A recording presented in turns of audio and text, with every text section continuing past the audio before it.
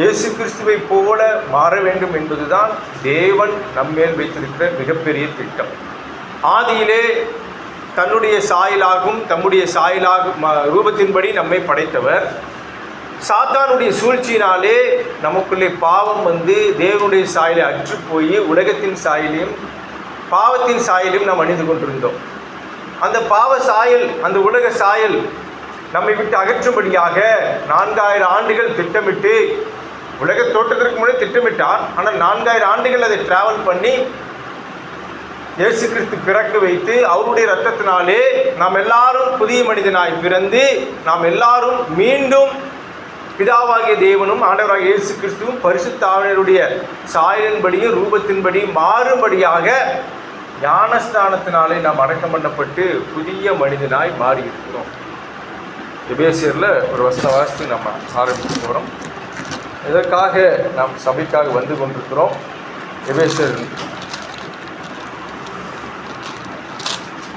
4ஆம் அதிகாரம் 22, 23, 24. சபையினுடைய நோக்கம் என்ன? சபையாய் கூடி வருகிற முந்தின நடைக்கு உரிய மோசம் போக்கும் இச்சையினாலே கெட்டு போகிற பழைய மனசனை கலைந்து போட்டு உங்கள் உள்ளத்தில் புதிதான ஆவி உள்ளவராகி மெய்யான நீதியிலும் பசுத்திலும் தேவனுடைய சாயலால் சிருஷ்டிக்கப்பட்ட புதிய மனுஷனை தரித்துக் கொள்ளுங்கள். முதலாக ஆதாமை தேவன் படைக்கிற பொழுது தன்னுடைய சுவாசத்தினாலே அவன் ஜீவாத்மாவானான் ஆதாம். அந்த ஜீவ ஆத்மா யாருடைய சாயலே இருக்கிறது என்றால், நமது சாயலின்படியையும் நமது ரூபத்தின்படியே உருவாக்குவோமாக என்று சொல்லி அங்கு ஆதாமை ஏவாளை படைத்தார். பாவத்தினாலே அந்த சாயல் இழந்து போனார்கள். மீண்டும் அந்த சாயலை பெற்றுக்கொள்ளும்படியாக இயேசு கிறிஸ்துவின் மூலமாக நமக்கு அந்த வாய்ப்பு கொடுக்கப்படுகிறது. அந்த சாயல் மீண்டும் எப்படி நமக்குள்ளே வருகிறது என்றால், உங்கள் உள்ளத்திலே புதிதான ஆவி உள்ளவர்களாகி, ஞானஸ்தானத்தின் போது நாம் புதிதாய் பிறக்கிறோம். ஞானஸ்தானத்தின் போது ஒவ்வொரு ஆத்மாவும் மரித்து, இயேசு கிறிஸ்து எப்படி 3ஆம் நாள் உயிர் தெழுந்தாரோ அதே போல ஆத்மா ஒவ்வொன்றும் மரித்து பின்பு என்ன செய்ய வேண்டும்? பிறக்க வேண்டும். மறுபிறப்பு, born again இங்கிலீஷ் சொல்லுவாங்க. மறு பிறப்பு. ஒவ்வொரு கிறிஸ்துவனும் மறுபடியும் பிறந்தா மட்டும்தான் பரலோக ராஜ்யத்திற்குள்ளே பிரவேசிப்பதற்கு முதல் படி. அது எதுங்க? மறுபிறப்பு. கொர்நேலியை வந்து சரி நிக்கதோமு வந்து கேட்கிறாரு 3ஆம் அதிகாரம் யோவான்ல இயேசு கிறிஸ்துவை பார்த்து. அப்ப இயேசு கிறிஸ்து சொல்றாரு, நீ மறுபடியும் பிறவாவிட்டால் தேவனுடைய ராஜ்யத்தில் பிரவேசி. அப்போ மறுபிறப்பு என்பது கிறிஸ்துவத்தின் முதல் துவக்கம். அந்த மறுபிறப்பிலே அவன் எப்படி பிறக்க வேண்டும்? 24ஆம் வசனத்தில், மெய்யான நீதியிலும் பரிசுத்தத்திலும் தேவனுடைய சாயலாக சிருஷ்டிக்கப்பட்ட புதிய மனுஷனை தரித்துக் கொள்ளுங்கள். அப்ப அந்த புதிய மனிதன், அந்த குழந்தை யாரை போல இருக்குது? தன்னை சிருஷ்டித்தவருடைய சாயலை போல இருக்குது, இருக்கணும். அதுதான் பிறப்பு. குழந்தை பிறந்த உடனே அப்பா சாயலா, அம்மா சாயலா, தாத்தா மாதிரி இருக்கிறான், பாட்டி மாதிரி இருக்கிறான், அவங்க சாயல் அப்படியே. அப்போ என்னுடைய ஆத்மா பிறக்கிறது என்றால் என்னுடைய பழைய மனிதனை நான் கலைந்து விட்டு, அதை 22ஆம் வசனம், முந்தின நடக்கக்கூடிய இச்சம் போக்கும் மோசம் போக்கும் இச்சைகளாலே கெட்டு போகிற பழைய மனுஷனை நீங்கள் கலைந்து போட்டு எடுத்து போட்டுருங்க. என்னுடைய ஆத்மாவிலே இருக்கிற அந்த பழைய மனிதன், உலக மனிதன், இச்சைக்குரிய மனிதன், அதை கலைந்து விட்டு அந்த மனிதனை அடக்கம் செய்ய வேண்டும். அதுதான் ஞானஸ்நானம். சுவிசேஷம் என்பது என்னதுங்க? மரணம், அடக்கம், அவ்வளோதான். இல்லை, அதுக்கப்புறம் இருக்குது. அதோட நிறுத்திக்கிட்டோம், நம்ம சுருக்கிட்டோம், சுவிசேஷத்தை ரொம்ப சுருக்கிட்டோம், அவ்வளோ. ஆனால் அது இல்லை, அது ஒரு படி தான். அதுக்கப்புறம் தான் இருக்குது சுவிசேஷத்தின்படி நம்ம வாழ்கிற வாழ்க்கை. சரி, அப்போ மரணம், அடக்கம், உயிர்த்தெழுதல் இது நம்முடைய பழைய மனிதனை சாகடிச்சு செத்துருச்சு. ஏற்கனவே பாவத்தினால என்னாச்சு? செத்துருச்சு. அவனை கொண்டு போய் அடக்கம் செய்ய வேண்டும். அடக்கம் செய்த பின்பு புதிய மனிதனாய் பிறக்க வேண்டும். அவன்தான் கிறிஸ்துவுக்குள்ளாக புதிதாய் பிறந்திருக்கிறவன். அவனுடைய சாயல் யாரை போல இருக்கணுமா? தன்னை சிருஷ்டி. அதே தான் கொலைசீர் 3ஆம் அதிகாரத்தில் சொல்றாரு. அவன் நான் என்னை காண்கிறவன் யாரை காண வேண்டும்? 3:10 கொலைசீர் 3:10. தன்னை சிருஷ்டித்தவருடைய சாயலுக்கு பூரண அறிவடையும்படி புதிதாக்கப்பட்ட புதிய மனசனை தரித்துக் கொண்டிருக்கிறீர்களே. யாரை தரித்துக் கொண்டிருக்கிறோம்? தன்னை சிருஷ்டித்தவருடைய சாயலுக்கு ஒப்பாய். அப்போ ஒவ்வொருவரும் இயேசு கிறிஸ்துவனுடைய சாயல் அல்லது பிதாவாகி தேவனுடைய சாயலை உடையவராய் இருக்க வேண்டும் என்பதுதான் சபையினுடைய நோக்கம், திட்டம். அதற்காக தான் இயேசு கிறிஸ்து பூமியிலே வாழ்ந்தார். ஏன் இயேசு கிறிஸ்து 33 ஆண்டு காலம் பூமியிலே வாழ்ந்து அப்புறம் சிலுவையில் போய் மரிக்க வேண்டும்? ஆதாம் பிறக்கும்போது முதிர் வயது உள்ளவனாய் ஒரு 40 வயசு மாதிரி வச்சுக்கோங்க பிறந்தார் இல்லையா? பிறக்கலை, சிருஷ்டிக்கப்பட்டார். டைரெக்டாக ஒரு ஆம்பளை. இயேசு கிறிஸ்து கூட ஒரு வேலை 33 வருஷம் இல்லாமல் ஒரு ஒரு பெரிய மனிதனாக சிருஷ்டிக்கப்பட்டு நேரடியாக சிலுவையில் போய் மரித்திருக்கலாம் அல்லவா? ஏன் 33 ஆண்டுகள் வாழ்ந்து அப்புறம் சிலுவையில் மரித்தார்? ஏதோ இயேசு கிறிஸ்துனுடைய சிலுவை பாடுகளை மட்டும்தான் நம்ம ஃபோக்கஸ் பண்ணிட்டு இருக்கோம். எனக்காக இயேசு மரித்தார், எனக்காக உயிர்த்தெழுந்தார், அவருடைய ரத்தத்தினால் கழுவப்பட்டேன், அவர் நாமத்தினால ஞானஸ்தானம் பெற்றுக்கொண்டேன், அவருடைய சபை கிறிஸ்துவின் சபை அப்படின்னு சொல்லிட்டு கடைசி எண்டை மட்டும்தான் எடுத்திருக்கிறோம். ஆனால் அவர் ஆரம்பத்திலிருந்து வாழ்ந்த வாழ்க்கையை நாம் பின்பற்ற வேண்டும் என்று சொல்லிதான் அத்தனை ஆண்டுகள் நமக்கு முன்பாக அவர் வாழ்ந்திருக்கிறார். அவர் எதுக்காக இந்த பூமியில் வாழ்ந்தார் தெரியுங்களா?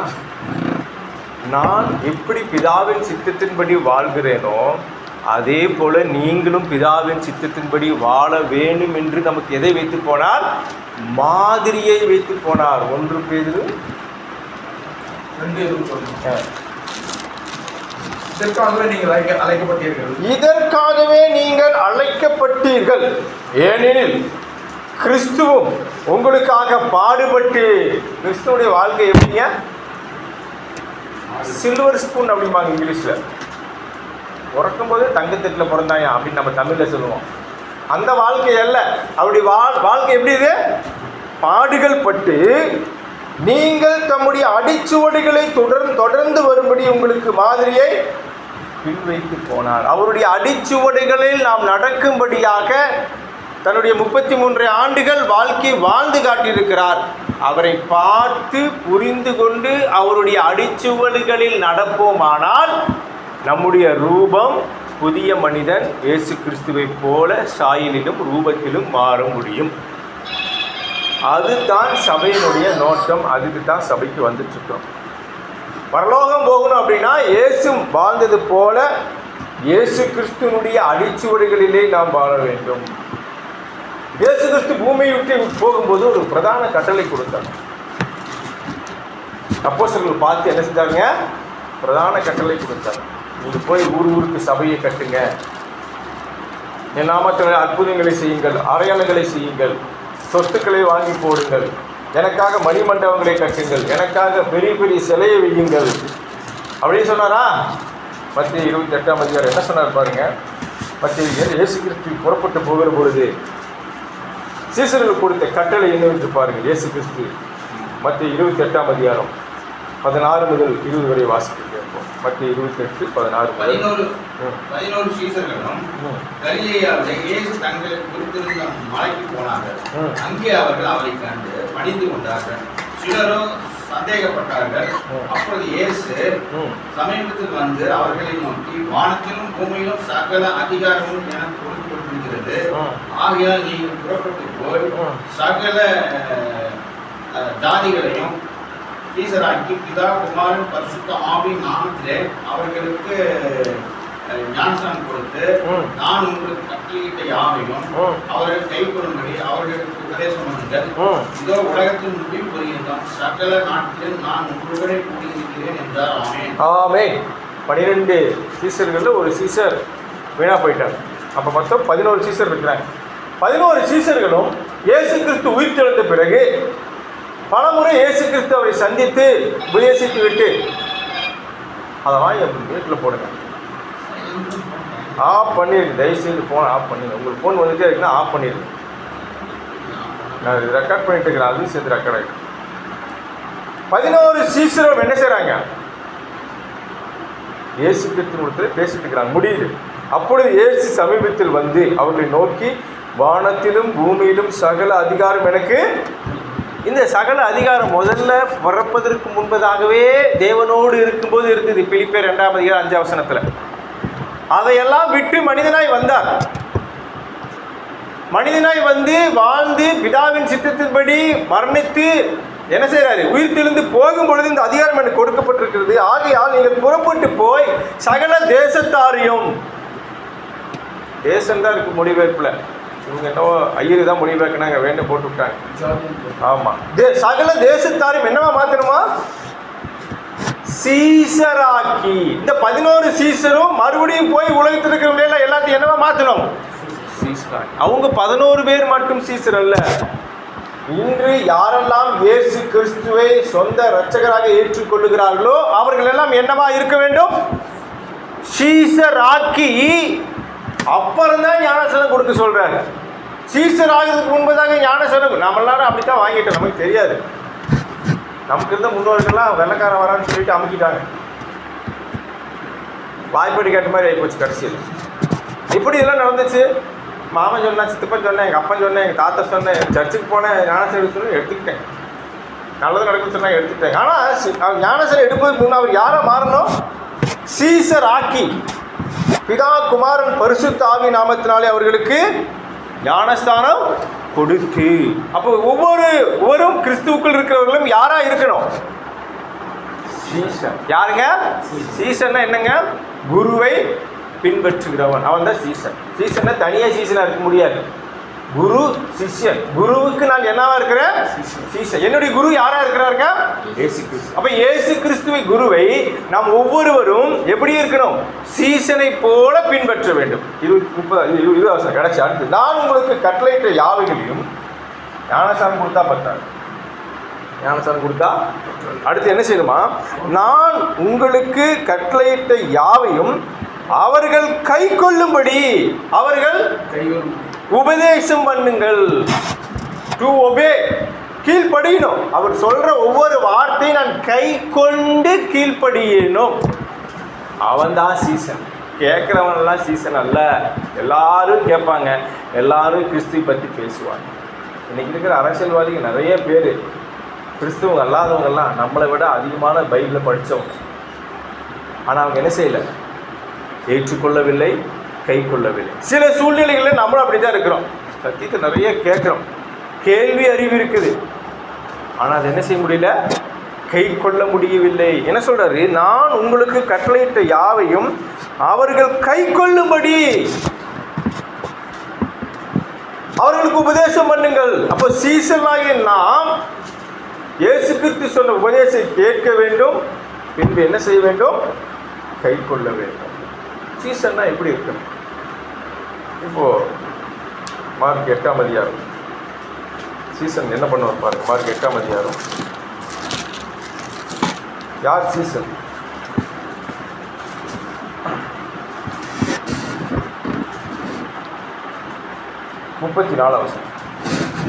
மார்க் 8:34. சீசன் என்ன செய்ய வேண்டும்? பின்பு அவர் ஜனங்களையும் தம்முடைய சீஷர்களையும் தம்மிடத்தில் அழைத்து, ஒருவன் என் பின்னே வர விரும்பினால் அவன் தன்னைத்தான் வெறுத்து சிலுவையை எடுத்துக்கொண்டு என்னை பின்பற்றுவான். யார் அவன்? சீசன். சீசன்.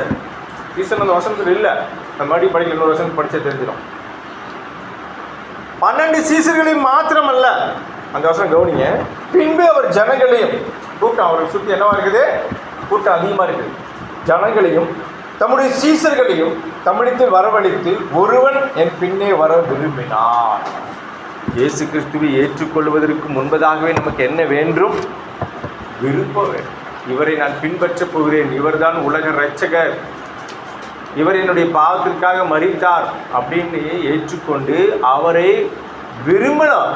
ஒருவன் என் பின்னே வர விரும்பினால் தன்னைத்தானே வெறுத்து, தன்னைத்தானே வெறுக்கணும்.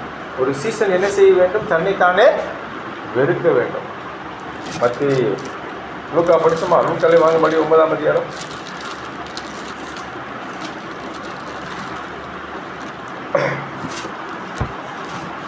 இருபத்தி 3ஆம் வசனம்.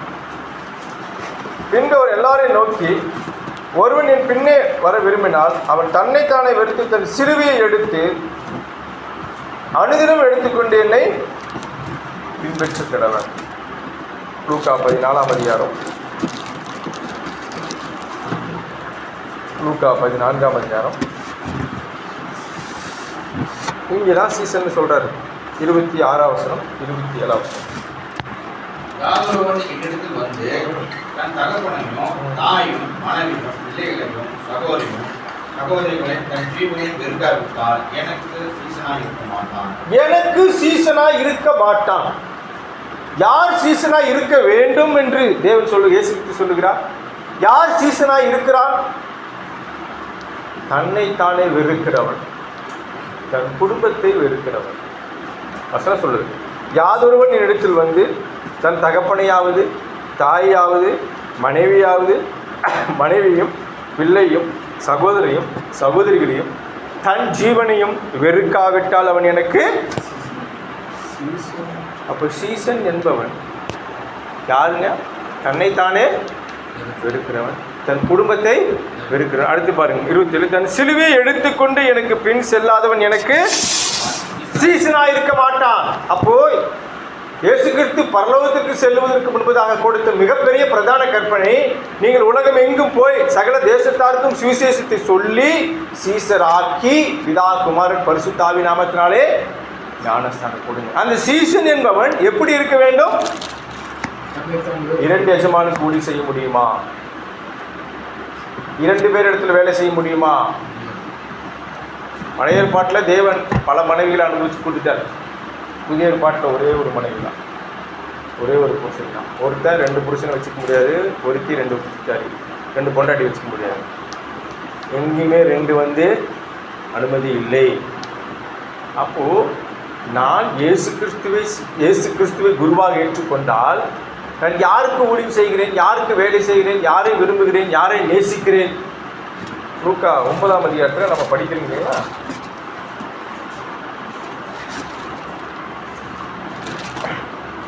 சரி, இப்போ மன்னிக்கிறேன், மத்திய 10ஆம் அதிகாரத்துக்கு வந்துருங்க.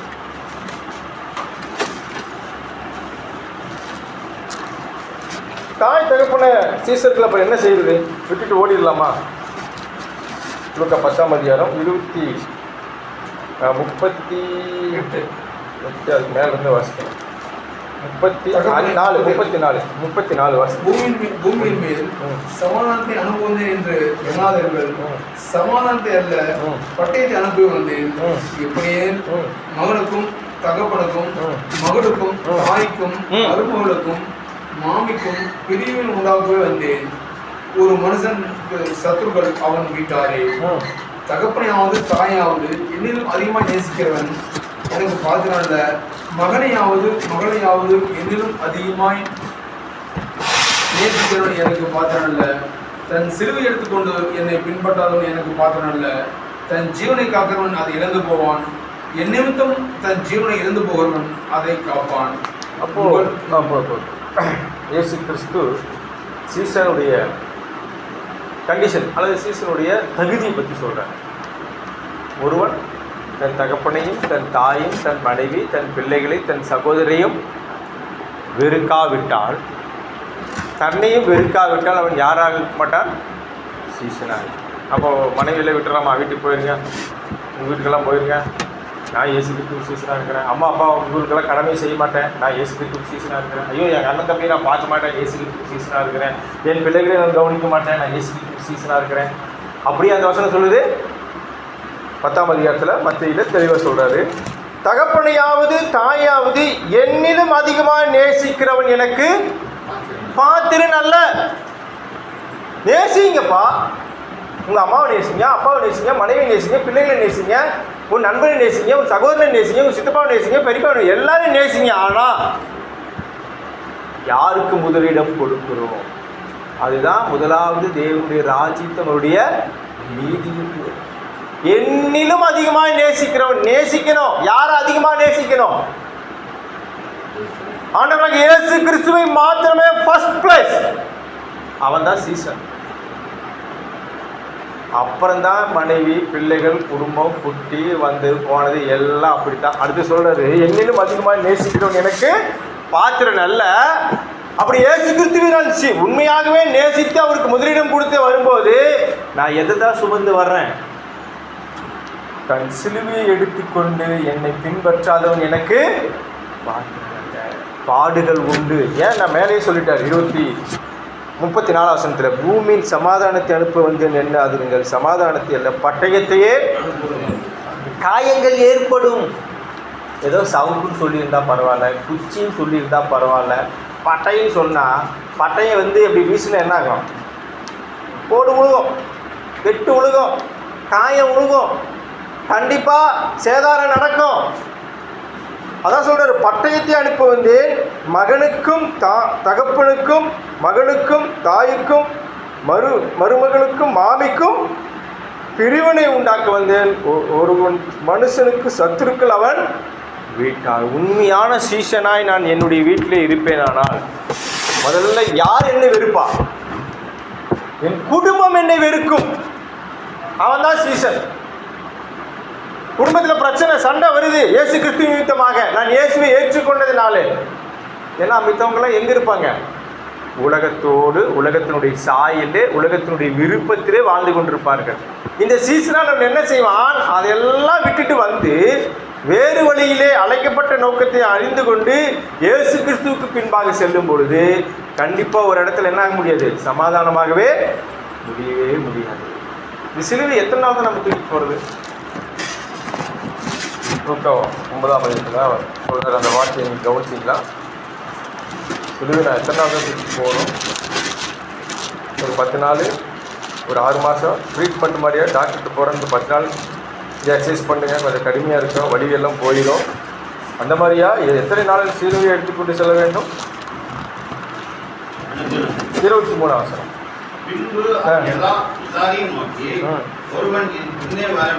மறுபடியும் சொல்றாரு, ஒருவன் என் பின்னே வர விருப்பம் இருந்தா வாங்க. வர விரும்பினால் எப்படி இருக்கணுமா? தன்னைத்தான் வெறுத்து அனுதினமும் எடுத்துக்கொண்டு. டாக்டர்கிட்ட போறோம், 15 நாள் ட்ரீட்மெண்ட், உங்களுக்கு கேன்சர் வந்துருச்சு. என்னங்க 0.00001% தான். 1% இல்லை, 3 0 போட்டு அதுக்கப்புறம் 1% சொல்கிறார் டாக்டர். ஒரே ஒரு இடத்துல ஒரு சின்ன டாட் மாதிரி ஒரு கேன்சர் கிருமி உருவாயிடுச்சு உங்கள் சரீரத்தில். நீங்கள் போய் ஒரு 15 நாள் மாத்திரை சாப்பிட்டு வாங்க, அது கிருமி போகுதா இல்லையான்னு மறுபடியும் செக் பண்ணிக்கலாம். நம்ம என்ன செய்வோம்? வந்து அந்த டாக்டருக்கு இருக்க 0.001% தானே, அது என்ன பண்ணி போகுது? மாதிரி தூக்கி செல்லலாமா? கேன்சருங்க, தப்பிக்கிறது ரொம்ப கஷ்டம். கேன்சர் வந்தால் ட்ரீட்மெண்ட் பண்ணி நல்லாயிடலாம், ஆனால் அதோடைய பாதிப்புகள்னால ஒரு நார்மல் லைஃப் வாழ்கிறது ரொம்ப ரேர். அந்த மாத்திரை எப்போ சாப்பிடணும்? அனுதினமும் சாப்பிடணும், அனுதினமும் கண்ட்ரோலில் இருக்கணும், அனுதினமும் அவர் சொல்கிற மாதிரி ஃபுட் கண்ட்ரோலில் இருக்கணும், அனுதினமும் சொல்கிற மாதிரி உணவு என்னென்ன செய்யணுமோ அதெல்லாம் செய்யணும். இல்லை ஒரு நாள் ஒமிட் பண்ணிடலாம், ஒரு நாள் விட்டுறலாம், ஒரு 10 நாள் கழித்து பார்க்கலாம், நோ சான்ஸ். அது வேணால் அது பண்ணிக்கலாம். நீங்கள் வந்து மருந்து மாத்திரை அமிட் பண்ணிங்க. ஆனால் இயேசு கிறிஸ்துவை பின்பற்ற எப்படி பின்பற்ற வேண்டுமா? தன்னைத்தானே வெறுத்து தன் சிலுவை எடுத்து அனுதினமும் என்னை. சிலுவையில் என்னங்க? சிலுவையோட ரிசல்ட் என்னங்க? பாடுகள் கூட்டல் மரணம். இயேசு கிறிஸ்து இந்த பாதியிலே இறங்கி விட்டாரா? ஆண்டவரே போது, இதாவே நான் அடி வாங்கிட்டேன், மக்களுக்கு இந்த வேதனை போதும், மக்களுக்கு இந்த காயங்கள் போது அப்படின்ட்டு இறங்கி வந்தாரா? மரணம். சிலுவை என்பது பாடுகள் நிறைந்த மரணம். அதே அனுதினமும் எடுத்துட்டு சுமந்து வர சொல்றாரு. என்ன பிலிப்பியர் 2:29 மன்னிக்கணும், 1 பேர் 2:29 மறுபடியும் படிங்க. இப்போ வேற நாக்கத்தில் பாருங்க. எதற்கு அழைக்கப்பட்டிருக்கிறோம்? நல்லா இருக்கணும், நல்லா இருப்பீங்க, எல்லா ஆசீர்வாதம் கிடைக்கும், என்ன நினைச்சாலும் கொடுப்பாரு. ஆனால் அதுக்கு இடையில அதுக்கு முன்னாடி என்ன நடக்குமா? இதற்காகவே நீங்கள் அழைக்கப்பட்டும் இருக்கிறீர்கள்.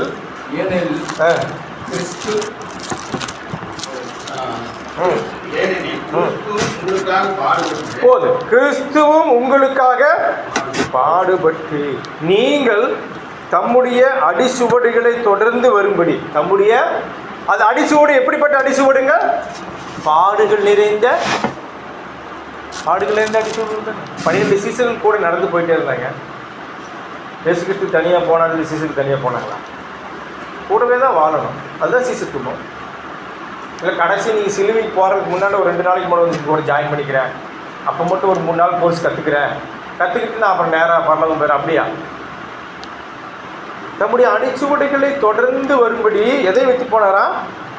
பாடுகள் வைத்து போனார். இயேசுக்கு பாடுபட்டாரா இல்லைங்களா? எவ்வளோ பாடுபட்டார், எவ்வளோ கஷ்டப்பட்டார். கிறிஸ்துவனுடைய வாழ்க்கை அப்படியே பூ மாதிரி சமாதானமாக அப்படியே பட்டர்ஃப்ளை பறந்துட்டு அங்கங்கே நல்ல பூக்களெல்லாம் சினிமாவில் வர மாதிரி காட்சியில் அப்படியே நடந்து போகிற மாதிரி இருக்குமா? எபிரேயர் 4-5 அதிகாரம் 8, 7, 8, 9. எபிரேயர் 5 அதிகாரம் 7, 8, 9. இயேசு கிறிஸ்துவின் வாழ்க்கை எப்படி இருப்பார்? அவர் மாம்சத்தின் நாட்களில் தம்மை மரணத்திலிருந்து ரட்சிக்க வல்லவரை நோக்கி பலத்த சத்தத்தோடும் கண்ணீரோடும் விண்ணப்பம் பண்ணி வேண்டுதல் செய்து தமக்கு உண்டான பயபக்தி நிமித்தம் கேட்கப்பட்டு அவர் குமாரனாய் இருந்தும் பட்ட பாடுகளினாலே கீழ்ப்படுதலை கற்றுக்கொண்டு தாம் பூர்ணான பின்பு தமக்கு கீழ்ப்படுகிற யாவரும் நித்திய ரட்சிப்பை அடைவதற்கு காரணமாகி, நித்திய ரட்சிப்பை அடைவதற்கு இயேசு கிறிஸ்து தான் காரணமானார். அப்போஸ்தலர் 4:12 நினைக்கிறேன். அவரால் என்று வேறு ஒருவரால் நமக்கு ரட்சிப்பு. அந்த ரட்சிப்பை அவர் நம்ம கொடுக்கிறார்னா அந்த பதவி அடைவதற்கு அவர் என்ன செஞ்சார்? நான் தேவனுடைய குமாரன், நான் தேவனோடு இருந்தேன், நான் ஒரு சிருஷ்டிகர் அப்படியே சொன்னாரா? தன்னை தாழ்த்தி பூமியில் வந்தார், 33 ஆண்டுகள் பாடுபட்டார். எப்படி பாருங்க, 8ஆம் வசனம், அவர் குமாரனாக இருந்தோம், பிதாவுக்கு குமாரனாய் ஞானஸ்நானம் எடுத்துட்டு வெளியே வரும்போது சொல்கிறார், இவர் என்னுடைய நேசகுமாரன், இவரில் நான் எப்படி இருக்கிறேன்? பிரியமாக இருக்கிறேன். இன்னைக்கு என்னை பார்த்து என் பிதா அந்த மாதிரி சொல்கிறாரா? இன்னைக்கு அந்த சத்தம் எனக்குள்ள கேட்குமா? இவன் என்னுடைய நேசகுமாரன், இவனில் பிரியமாக இருக்கிறேன் அப்படின்னு தேவன் சொல்கிறதுக்கு நான் தகுதியாக இருக்கிறேனா? இது எக்ஸ்ட்ரா கொஸ்டின். சரி, எதிர்பாருங்க. அவர் குமாரனாக இருந்தும் பட்ட பாடுகளினாலே, எதனால கற்றுக்கொண்டார்? பட்ட பாடுகளினாலே கீழ்ப்படிதலை கற்றுக்கொண்டு. நான் தேவனுக்கு கீழ்ப்படிய வேண்டும் என்றால் நான் எதை அனுபவித்தாக வேண்டும்? பாடுகளை அனுபவித்தாக வேண்டும். பாடுகள் இல்லாத வாழ்க்கை பொதுவாகவே உலகத்தில் சொல்கிற பழமொழி, கஷ்டப்பட்டா தான் நல்லா இருக்க முடியும். அப்படிதாங்க. ஏன்னாப்பா எடுத்தோடனே நீ எல்லாம் கொஞ்சம் காலம் கஷ்டப்படுப்பா, இப்போ கஷ்டப்பட்டீங்கன்னா ஒரு 5-6 வருஷம் கட்டிங்கன்னா அப்புறம் எதிர்காலத்தில் உங்கள் பிஸ்னஸ்ஸு வியாபாரம் இல்லை ஒவ்வொரு வந்துருமாப்பா, இல்லையா? பொதுவான கருத்தே ஒரு நன்மையை, ஒரு ஆசீர்வாதத்தை, ஒரு பலனை, ஒரு நல்ல ரீச் ஆகணும் அப்படின்னா முதல்ல என்ன செஞ்சாகணும்? அவன் 5-6 வருஷத்துக்கு என்ன செய்யணும்? கஷ்டப்படணும். ஆனால் நமக்குள்ள கஷ்டமா? எதுக்கு கஷ்டப்படணும்? கிறிஸ்துவை ஏற்றுக்கொண்டாலே மனசுக்குள்ளே முதல்ல வர வேண்டியது, எனக்கு பாடுகள் தேவன் அனுமதித்திருக்கிறார். பவுல் கூப்பிட்டு சொல்லிட்டே இருக்காரு, உனக்கு அந்த ஊரில் பாடுகள், இந்த ஊரில் பாடுகள், இங்கே அடி விழுக, அங்கே அடி விழுகும். நம்மளாக இருந்தால் தயவுசெய்து ஆளை விட்டுருங்க, நான் அந்த ட்ரிப்பே போகாததுக்கு முன்னே இவ்வளோ கஷ்டமாக இருக்குன்னு சொல்கிறீங்க அப்படின்னு நாம் சொல்லியிருப்போம். ஆனால் பவுல் சந்தோஷமாக போயிட்டு வர, நான் இதுக்காக தான் அழைக்கப்பட்டேன். அப்போது இங்கே இயேசு கிறிஸ்து என்ன செய்கிறாரு? பட்ட பாடுகளினாலே கீழ்ப்படிதலை கற்றுக்கொண்டு. இதே பாடுகள் தான் நமக்கு இருக்குது இன்னைக்கு. பாடே வரக்கூடாது, கஷ்டமே வரக்கூடாது, கேள்வி வர கேட்குற தேவனை என்ன கேட்குறோம்? ஆண்டவனுக்கு கண்ணு இல்லையா? ஏன் இப்படி கஷ்டப்படுத்துறாரு? நேற்று ஒரு ஊழியர் வீட்டுக்கு போயிருக்கேன். அவர் காலெல்லாம் நல்லா இருந்துச்சு, ஆனால் அவர் சமையல் பண்ணி ஹாஸ்டலில் சமையல் பண்ணிக்கிறார். அந்த கால் நரம்பெல்லாம் வெந்துருச்சு. அப்புறம் அந்த அம்மா சொல்லுது, இந்த கால் பண்ணி ஆகாது. ஏன் அப்படி சொல்லுங்கள்? தேவனுக்கு கொடுத்து பாடுகள் அனுபவிச்சு தான் ஆகும். எத்தனையோ டாக்டருக்கு போயிட்டீங்க, எத்தனையோ மருந்துகள் போய் சாப்பிட்டீங்க, சரியாக தேவன் அந்த பாடுகளை நீ மருந்துக்கு வரைக்கும் மருந்து மாத்திரை சாப்பிட்டு அப்படியே இருக்கும். தேவன் அனுமதித்திருக்கிறார். அந்த பாடுகளை அனுமதித்திருந்தால் அதை ஏற்றுக்கொண்டு அதை சுமந்து தான் ஆகணும். இல்லை எனக்கு கஷ்டமே வரக்கூடாது, இல்லை நினச்ச மாதிரி இல்லை வாழ்க்கை அப்படின்னா நான் யாரை பின்பற்ற முடியாது? இயேசு கிறிஸ்துவுக்கு 1 Pétரு 1ஆம் அதிகாரத்தில் என்ன சொல்றாரு பாருங்க.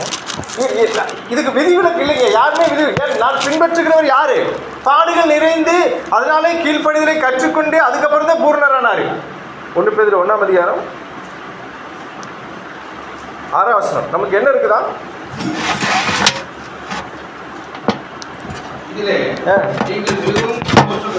சந்தோஷப்படணுமா?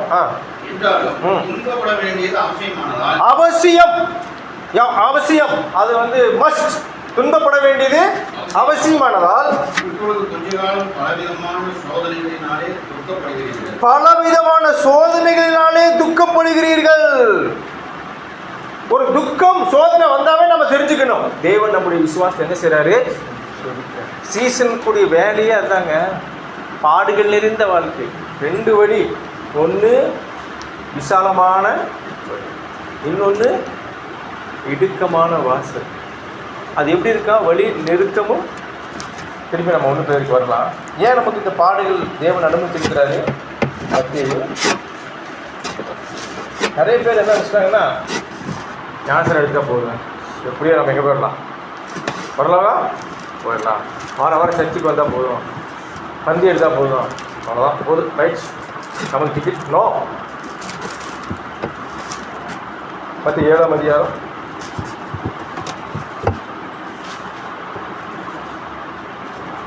13, 14 எப்படி இருக்கு பாருங்க. நம்முடைய வழி, நம்முடைய போய்கொண்டிருக்கிற பாதை இடுக்கமான வாசல் வழியாய் பிரவேசியுங்கள். கேட்டுக்கு போகிற வாசல் விரிவும் வழி காலமாக இருக்கிறது, அதன் வழியாய் பிரவேசித்தவர்கள் அநேகர். ஜீவனுக்கு போகிற வாசல் இடுக்கமும் வழி நெருக்கமாக இருக்கிறது. வெறும் வாசல் மட்டும் இடுக்கம் அல்லங்க, வழி எழுக, வழி முழுவதும் எப்படிதான் இருக்கு?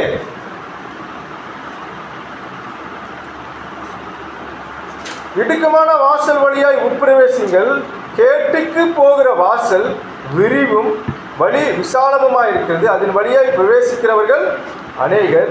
ஜீவனுக்கு போகிற வாசல் இடுக்கமும் வழி நெருக்கமுமாய் இருக்கிறது, அதை கண்டுபிடிக்கிறவர்கள் சிலர். அப்புறம் எதுக்குங்க நான் அந்த சாமி கொடுக்குறோம்? எல்லா பக்கமும் இருக்கிற கஷ்டம் தீர்வுன்னு சொல்லி தான் கடவுளை தேடி வருது.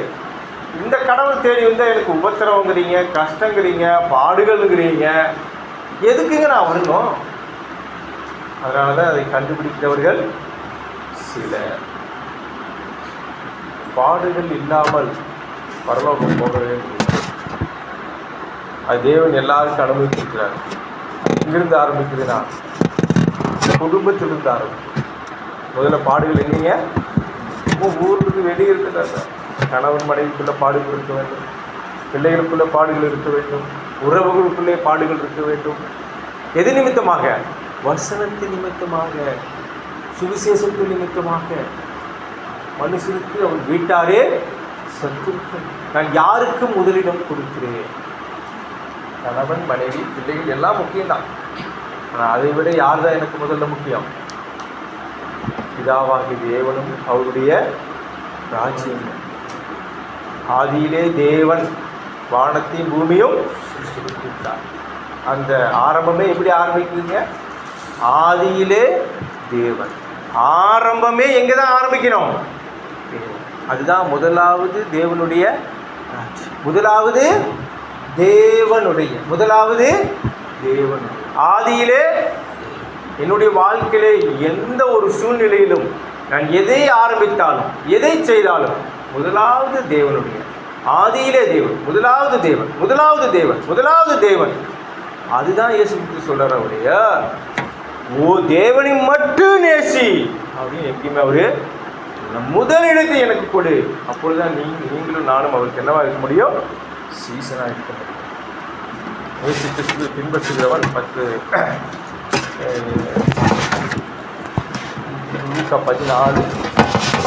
26, 27. அடுத்து மறுபடியும் அதே தான் சொல்றாரு பாருங்க.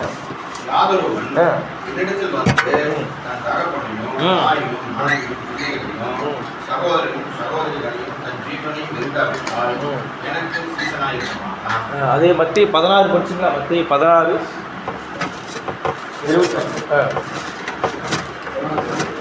மத்தேயு 16.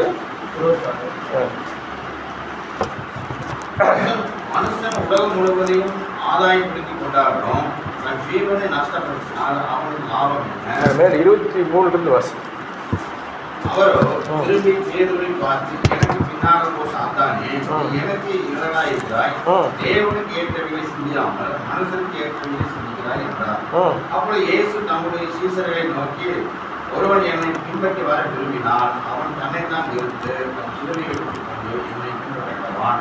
தன் ஜீவனை ரட்சிக்க விரும்புகிறவன் அதை இழந்து போவான். நிமித்தமாக தன் ஜீவனை இழந்து போகிறவன் அதை கண்டடைவான். மனுஷன் உலகம் முழுவதையும் ஆதாயப்படுத்திக் கொண்டாலும் தன் ஜீவனை நஷ்டப்படுத்தினால் அவனுக்கு லாபம் என்ன? மனுஷன் தன் ஜீவனுக்கு ஈடாக இடத்தை கொடுப்பான். கேட்கணும். சரி, எல்லாத்தையும் விட்டாச்சுங்க, வெறுத்தாச்சுங்க. இயேசு கிறிஸ்துவுக்காக எல்லாத்தையும் வெறுத்தாச்சு. முதலிடம் இயேசு கிறிஸ்து கொடுத்துருக்கிறேன், தேவனை கொடுத்துருக்கிறேன், எனக்கு என்ன கிடைக்கும்? ஜீவனை கொடுப்பான். இந்த வசனம் என்ன சொல்லுது? 25 வசனம், தன் ஜீவனை ரட்சிக்க விரும்புகிறவன் அதை இழந்து போவான். இயேசு கிறிஸ்துவை விட்டுட்டு போய் உலகத்துக்குரிய வாழ்க்கையை வாழ்ந்து இந்த பூமியிலே சந்தோஷமாக இருக்கலாம்னு நினச்சா சந்தோஷமாக இருக்கலாம். ஆனால் கடைசியில் என்னாகும்? ஜீவனை இழந்து போவோம். என் நிமித்தமாக தன் ஜீவனை இழந்து போகிறவன் அதை கண்டடைவான்.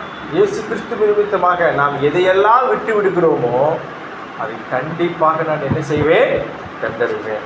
மனுஷன் உலகம் முழுவதையும் ஆதாயப்படுத்திக் கொண்டாலும் தன் ஜீவனை நஷ்டப்படுத்தினால் நம்மளுக்கு லாபம் என்ன? மனுஷன் தன் ஜீவனுக்காக ஈடாக எண்ணத்தை கொடுப்பான். சரி, ஒரு கேள்வி கேட்போம். இயேசு கிறிஸ்துவை பின்பற்றி வர வேண்டும் என்று சொல்லி தான் நம்ம வந்திருக்கிறோம். எல்லாரையும் வெறுக்க வேண்டும் என்று சொன்னார். இயேசு கிறிஸ்து அது போல வாழ்ந்தாரா? அதுதானே கேள்வி. கேட்போம்ல, கேப்பா நீ ஒழுக்கமா? யாராவது புத்தி சொன்னால் முதல்ல கேட்போம், நீ ஒழுக்கமா? நீ ஏன் ஒழுக்கமா? எதுக்கு எனக்கு புத்தி சொல்கிற? பழமொழி இருக்குது, ஒட்டகம் ஓனான பற்றி சொல்லிச்சா முதுகு கோணையாக இருக்குது. ஓனான்னு சொல்லிச்சா அவன் முதுகு எப்படி இருக்குது? நேராக இருக்குது. அந்த மாதிரி நான் இயேசு கிறிஸ்து பின்பற்றுகிறேன் என்றால் இயேசு தான் சொன்ன மாதிரி, உபதேசம் செய்த மாதிரி தன்னுடைய வாழ்க்கையிலே 33 ஆண்டுகள் நடந்து காமித்தாரா? தன்னைத்தானே வெறுத்தாரா? தன் தாய் தகப்பனை வெறுத்தாரா? தன் சகோதரனை வெறுத்தாரா? தனக்கு விருப்பமானதிலே விட்டு விட்டாரா? யோவான் என்ற சுவிசேஷம் 6ஆம் அதிகாரம் 38வது வசனம். எதுக்காக ஒரு பூமிக்கு வந்தார்? இதோ நமக்கு தெரிந்த ஒரே லைனு, எனக்காக மரிக்க வந்தார். என் சித்தத்தின்படி அல்ல, என்னை அனுப்பினவருடைய சித்தத்தின்படி செய்யவே நான் வானத்திலிருந்து வந்தேன். அப்போ இயேசு கிறிஸ்துவை பின்பற்றுகிறேன்னா அவரை கேட்குறோம், நீங்கள் மட்டும் அப்படி வாழ்ந்தீங்களா? உங்களை நீங்களே வெறுத்தீங்களா? அவர் சொல்கிறாரு, என் சித்தத்தின்படி அல்ல, என் விருப்பத்தின்படி அல்ல, என் விருப்பத்தின்படி அல்ல, என்னை அனுப்பினருடைய சித்தத்தின்படி செய்யவே நான் வானத்திலிருந்து. அப்போ அதிலிருந்து நம்ம கற்றுக்கணும். பிதாவினுடைய சித்தம் என்னதென்று உணர்ந்து கொண்டு அதன்படி வாழ வேண்டும். ஏன்னா இயேசு கிறிஸ்து என்ன செய்தார்? அப்படித்தான் வாழ்ந்தார். யோவான் 8ஆம் அதிகாரம் 29வது வசனம். யோவான் 8ஆம் அதிகாரம் இயேசு கிறிஸ்துடைய வாழ்க்கை எப்படி இருக்குது பாருங்க. யோவான் 8.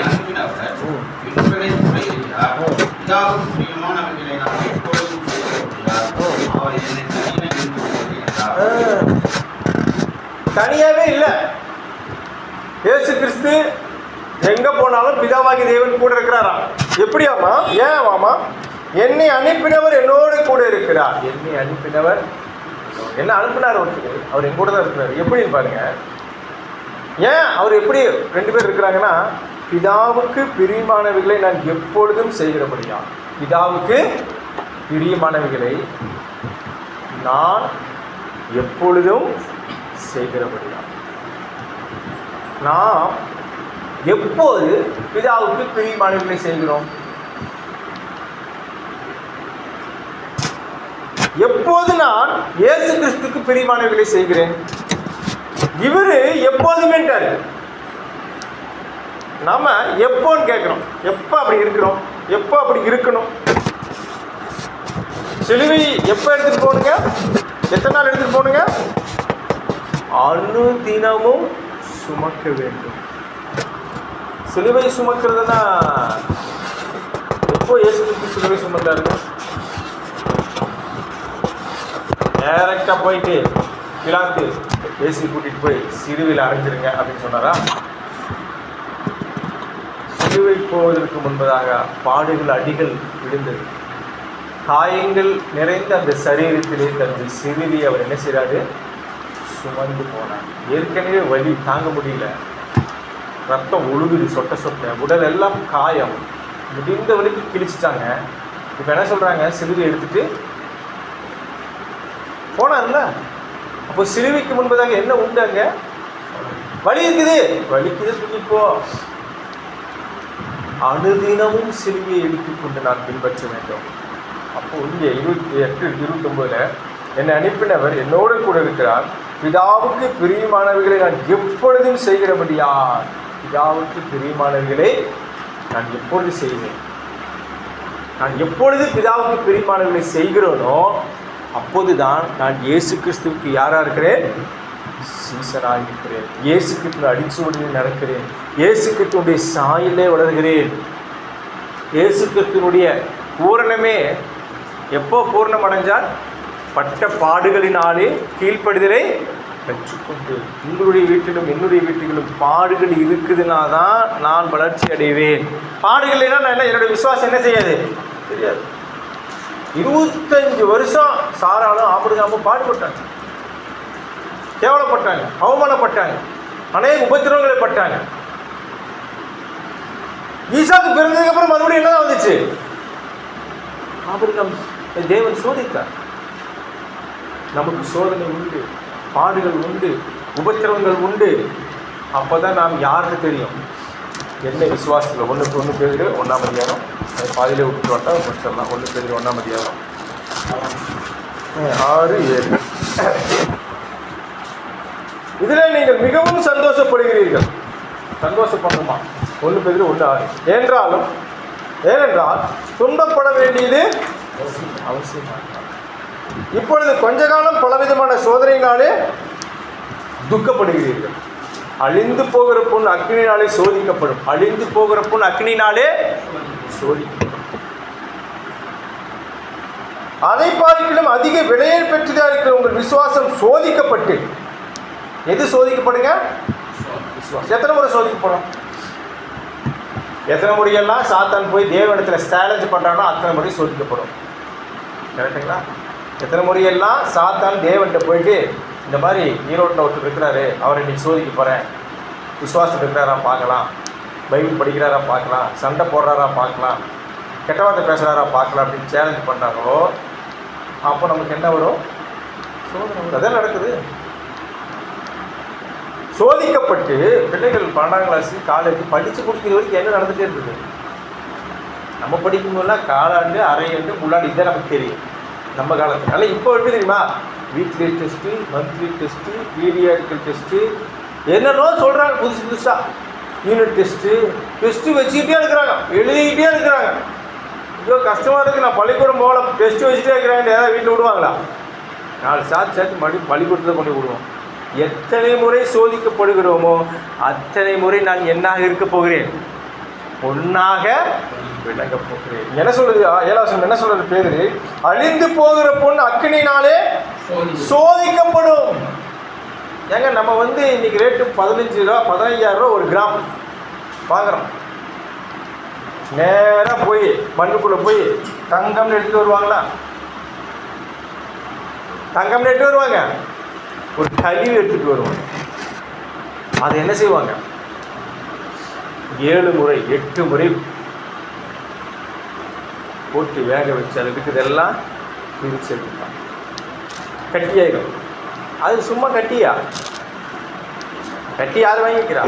எனக்கு போய் மோதிரம் வேணும், கம்மல் வேணும், செயின் வேணும் அப்படின்னே நம்ம பொட்டிச்சு அதை போட்டு இட்டிச்சு அறுத்து என்னென்னவோ பண்ணி நம்ம எதிர்பார்க்குற ஷேப் குறைஞ்சதுக்கப்புறம் தான் சூப்பராக. இதெல்லாம் அந்த தங்கம் என்ன செய்யணுமா? சகிச்சுக்கிட்டே வந்தால் கடைசியில் எப்படி எங்கே போயிருக்கோம்? பொண்ணா விளங்கும். ஷோரூமில் போய் அப்படியே படம். இப்போ நம்முடைய விசுவாசம் எதை போல சோதிக்கப்பட வேண்டுமா? தங்கத்தை போல சோதிக்கப்படும். இப்போ தங்கம் நம்ம வாங்கி வச்சு திருப்பி கொண்டு நான் கட்டி கொடுக்குறோம். அவன் அப்படியே வச்சுக்க மாட்டான், மறுபடியும் என்ன செய்வான், உருக்குவான், இடிப்பான், ஒருக்குவான், என்னென்னவோ பண்ணி வேறு ஷேப் கொண்டு வந்துடுவான். என்ன மாறினாலும் அது தங்கம் தான். அது ஒவ்வொரு முறையும் என்ன பண்ணிகிட்டே இருக்க வேண்டும், சோதிக்கப்பட வேண்டும். தன்மை, பரிசுத்த தன்மை 99% இருக்குதா, 97% இருக்குதா, சோதிச்சிட்டே இருப்பான். இல்லை தங்கம் குறைஞ்சிருச்சு, இதில் கலப்படமாயிடுச்சு. வசனம் என்ன சொல்லுது, அழிந்து போகிற பொண்ணு அக்னியாலே சோதிக்கப்படும், அதை பார்க்கணும் அதிக விலையேறப்பட்டதாக இருக்கிற உங்கள் விசுவாசம் சோதிக்கப்பட்டு இயேசு கிறிஸ்து வெளிப்படும் போது உங்களுக்கு புகழ்ச்சியும் கனமும் மகிமையும் உண்டாக காணப்படும். இந்த பையன் நல்லா பாஸ் பண்ணிட்டான், ஃபர்ஸ்ட் ரேங்க் வாங்கிட்டான். ஸ்கூலில் கூப்பிட்டு பாராட்டுறாங்க, கலெக்டர் கூப்பிட்டு பாராட்டுறாங்க, அமைச்சர் கூப்பிட்டு பாராட்டுறாங்க, முதலமைச்சர் கூப்பிட்டு பாராட்டுறாங்க. எப்படி தம்பி இவ்வளோ மார்க் வாங்கினேன், எப்படி ஃபர்ஸ்ட் ரேங்க் வாங்கினேன். அது வந்து இல்லையா, வீடியோ கேம் விளாண்டுருந்தேங்க. அப்புறம் பசங்களோட போய் கிரிக்கெட் விளாண்டுருந்தேன். எங்கள் வீட்டில் ஒரு 4-5 படம் பார்ப்பேன் டெய்லி அப்படின்னு சொல்லுவாங்க. அவன் படுற கஷ்டம் இல்லாமல் அவங்க அப்பா அம்மா கஷ்டப்பட்டுருப்பாங்க இல்லையா. அந்த சோதனையிலே ஜெயிக்க வேண்டும் என்றால் பாடுகளை ஏற்றுக்கொண்டு அனுபவிக்க வேண்டும். நான் இயேசு கிறிஸ்து வரும்பொழுது புகழ்ச்சியும் கனமும் மகிமையும் உண்டாக காணப்பட வேண்டும் என்றால் எனக்கு என்ன உண்டுங்க, உபத்திரவம் உண்டு. 6 இதில் நீங்கள் சந்தோஷப்படுகிறது துன்பப்பட வேண்டியது அவசியம். 119 71 119 119 ஒன்று மட்டும்தான் இருக்குது. 119 71 என்ன சொல்கிறார் பாருங்க சங்கீதக்காரன். 71வது வருஷம் 119 71. நான் உபத்திரவப்பட்டது எனக்கு நல்லது. யாராவது அப்படி சொல்லுவோமா? கீழே போய் விழுந்துட்டு வந்து ரொம்ப நல்லது, கீழே விழுந்துட்டேன், கால் உடஞ்சிச்சு கீழே விழுந்து ரொம்ப நல்லது, எங்கள் அம்மா திட்டினாங்க ரொம்ப நல்லது, என் மனைவி என்னை திட்டினா ரொம்ப நல்லது, எனக்கு சோறே இல்லை ரொம்ப நல்லது, பட்டினியாக கிடந்த ரொம்ப நல்லது, நான் உபத்திரவப்பட்டது எனக்கு நல்லது, அதனால் உமது பிரமாணங்களை கற்றுக்கொள்ளுகிறேன். இந்த உபத்திரவங்கள் பாடுகள் எனக்கு எதை கொடுக்கும்? தேவனுடைய சித்தத்தை அறிந்து கொள்ளக்கூடிய வாய்ப்பு. பாடுகளே வரக்கூடாது, உபத்திரவமே வரக்கூடாது, கஷ்டமே வரக்கூடாது, ஸ்மூத்தாக இருக்கணும். ஏரோப்ளைனில் போகிற மாதிரி அப்படியே போயிட்டு இருக்கணும். நாட்டமான கீழே எங்கே வந்து வேண்டியதான் காடு வழியாக, ரோடு வழியாக, மலைகள் வழியாக ஏறி இறங்கி தான் நம்ம எங்கே போய் சேரணும். நமக்கு நீளுக்கு இருக்கிற ஓட்டத்திலே நான் பொறுமையாக போய் சேர வேண்டிய அவசியமாக இருக்குது. அப்போஸ்தலர் நடவடிக்கைகள் 14:22. அப்போஸ்தலர் 14:22. என்ன உபதேசம் பண்ணுறாரு பாருங்க. பவுல் ஊருக்கு போய் 14:22 படிச்சிடலாம். மனதை திடப்படுத்தி விசுவாசத்திலே நிலைத்திருக்கும்படி அவர்களுக்கு புத்தி சொல்லி நாம் அநேக உபத்திரவங்களின் வழியாய் தேவனுடைய ராஜ்யத்தில் பிரவேசிக்க வேண்டும் என்று சொன்னார்கள். தேவனுடைய ராஜ்யத்தில் பிரவேசிப்பதற்கு இந்த கோயில் எல்லாம் போனீங்கன்னா விஐபி தரிசனம் 5000 கொடுத்தா அவங்களுக்கு என்ன விஐபி வசதி இல்லாத லைனில் நிற்பான். ஒரு நாள் 2 நாள் 3 நாள் எல்லா கோயிலையும் ஆளுக்கு தகுந்த மாதிரி, பதவிக்கு தகுந்த மாதிரி, ஜனத்துக்கு தகுந்த மாதிரி கடவுளை என்ன செஞ்சுக்கிறாங்க, வியாபாரம் பண்ணிக்கிறாங்க. அந்த மாதிரி சபையில் ஊழியத்தில் இங்கே ஆண்டவர் அப்படியே இருக்க முடியுமா? நீங்கள் பெரிய பணக்காரங்களுக்கு உபத்திரமே இல்லை, நீங்கள் நேராக அப்படியே போயிடலாம். ஐயோ நீங்கள் அறிவாளி படிப்பாளி, நீங்கள் நேராக பரலோகம் போயிடலாம். ஐயோ நீங்கள் அரசியல்வாதி, உங்களுக்கு பெரிய நீங்கள் அமைச்சர் பிரதமர், நீங்கள் நேராக பரலோகம் போயிடும். ஒன்றும் பண்ண முடியாது. 22 சொல்கிறாரு, விசுவாசத்தில் நிலைத்திருக்கும்படி அவர்களுக்கு புத்தி சொல்லு நம்ம அநேக உபத்திரங்கள் வழியாய் தேவனுடைய ராஜ்யத்தில் பிரவேசிக்க வேண்டும் என்று சொன்னார். பரலோக ராஜ்யத்தில் பிரவேசிப்பதற்கு என்ன வழிங்க? அநேக உபத்திரங்கள் வழியாக லாரி ஓட்டிட்டு போனோம், பஞ்சர் ஆயிடுச்சு. என்னடா பஞ்சர் அப்படின்னு ஓட்ட முடியுமா? கழட்டி போட்டு வேறையா கஷ்டப்பட்டு தான் ஆகணும். லேடிஸ் அடிக்கடி சந்தோஷப்பட்டு வந்தால் கொஞ்சம் மேலே தூக்கி வைக்கிறது. குழந்தை கஷ்டமாக தான் இருக்குது, ரொம்ப வேலையாக இருக்குது. எதுக்காக இருக்கிறோம்? கஷ்டப்படுத்தினாங்கன்னா கிறிஸ்துவுக்குள்ளே இருக்கிற நம்ம ஒவ்வொருவருக்கும் என்ன நியமிக்கப்பட்டிருக்கிறவங்க? உபத்திரவங்கள், பாடுகள் நியமிக்க. சிலருக்கு அந்த பாடுகள் லாசருவை போல கடைசி வரைக்கும் எப்படியே இருக்கலாம். மேசையில் விடும் துருக்கியை எடுத்து சாப்பிட்டு சாகலாம். சிலருக்கு பேதுரு சிலுவையில் அறையாங்க. பேதுரு கொண்டு போய் 95ஆம் ஆண்டுல தயவு செய்து ஸ்ட்ரைட்டாக அரைஞ்சிடாரு சிலுவையில். என் ஆண்டவர் ஸ்ட்ரைட்டாக செத்தாரு, அவருக்கு ஈக்குவலாக நான் சாகக்கூடாது, எனக்கு தலையில் அரைஞ்சிருங்கன்னு ஏசி பேதுருவை தலைக்கு காலை மேலே வச்சு சிலுவை வச்சு கொண்டாங்க. 11 சீசர்களும் பாடுபட்டு தான் மரித்தார்கள். தோமா சென்னையில் கொண்டு கொலை செஞ்சாங்க. கொச்சினில் வந்து ஊழியம் பண்ணிட்டு தமிழ்நாடெல்லாம் ஊழியம் பண்ணிட்டு சென்னை போகிறாரு, அங்கேயும் கொண்டு போனாங்க.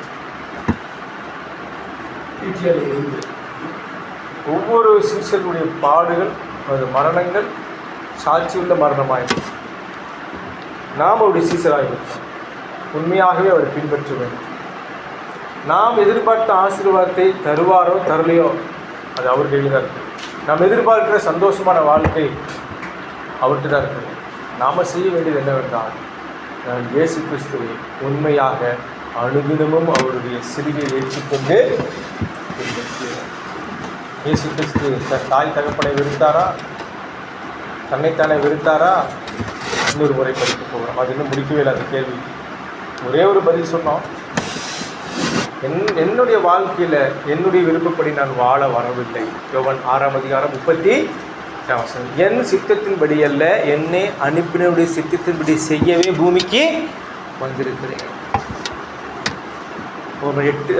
யோவான் 8:28 சொல்றது, நான் பிதாவுக்கு பிரியமானவைகளை எப்பொழுதும் செய்கிறபடியால் அவர் என்னோடு கூட இருக்கிறார்.